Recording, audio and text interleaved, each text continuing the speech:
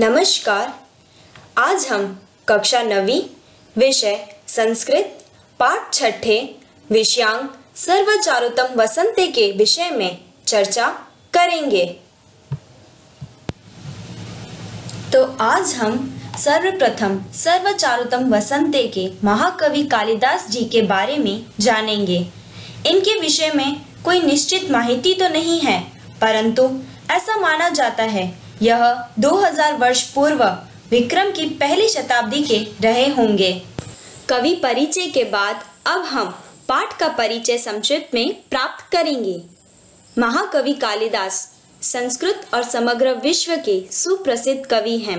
उनकी कुल 7 रचनाएं हैं, जिनमें मालविका अग्निमित्र, विक्रमो उर्वशीय और अभिज्ञानम शाकुंतलम नामक 3 नाटक, रघुवंशम और कुमार संभव 2 महाकाव्य तथा ऋतुसंहार और मेघदूत ये 2 खंड काव्य हैं। महाराजा विक्रमादित्य के राज दरबार के 9 रत्नों में कालिदास भी एक थे, ऐसी मान्यता है।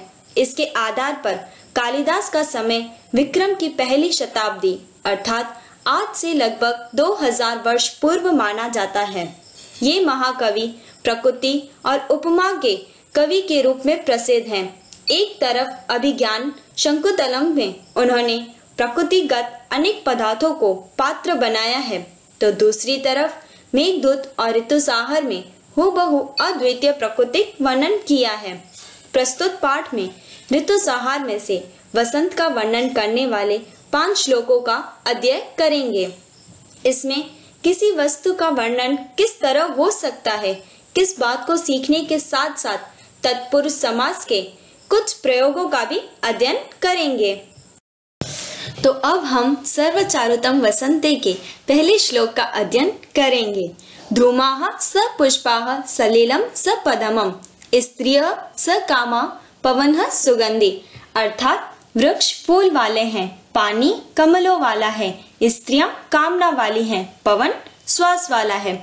अर्थात इस प्रकार कालिदास जी इसमें कह रहे हैं कि यह देखो वसंत ऋतु जिसमें हर एक वृक्ष फूलों वाला है, तालाब के पानी में कमल खिले हुए हैं और स्त्रियां इस ऋतु में तरह कामना वाली बन और सुंदर दिख रही हैं और हवाओं में सुहास बसा है।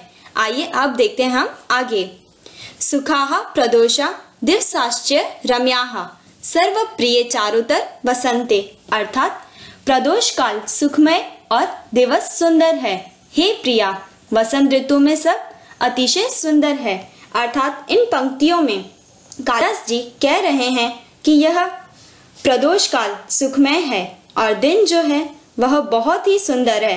देखो प्रिय, यह वसंत ऋतु कितना सुंदर है।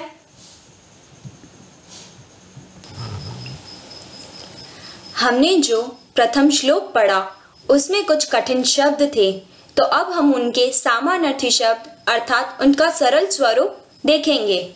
पहला है सलीलम अर्थात पानी, दूसरा सुगंधि अर्थात खुशबू, सपदमम अर्थात कमल का फूल। अब हम दूसरे श्लोक का चयन करेंगे। वापी जलानम मणिमेखलानम शशांक बासम प्रमदा जनानम आम्रधुमाणम कुसुमंतानम ददाति सौभाग्यम वसंतः। अर्थात यह वसंत वावड़ियों के जल को, मणियों के कमर बंद को धारण की हुई तथा चंद्र की कांति वाली स्त्रियों को, भोर से झुके हुए आम वृक्षों को सौंदर्य प्रदान करता है। कालिदास जी ने कितनी सुंदर बात कही है कि यह वसंत को देखो, जैसे उसने वावड़ियों के जल को और मणियों के कमरबंद को धारण करते हुए चंद्र की कांति वाली स्त्रियों को, भोर से झुके हुए अम्र वृक्ष की सौंदर्य प्रदान किए गए हैं।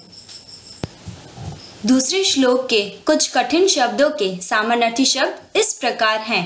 पहला आम्रद्रुमाणा अर्थात आम्र वृक्ष, दूसरा मणिमेखलाना अर्थात मणियों या मोतियों का कमरबंद।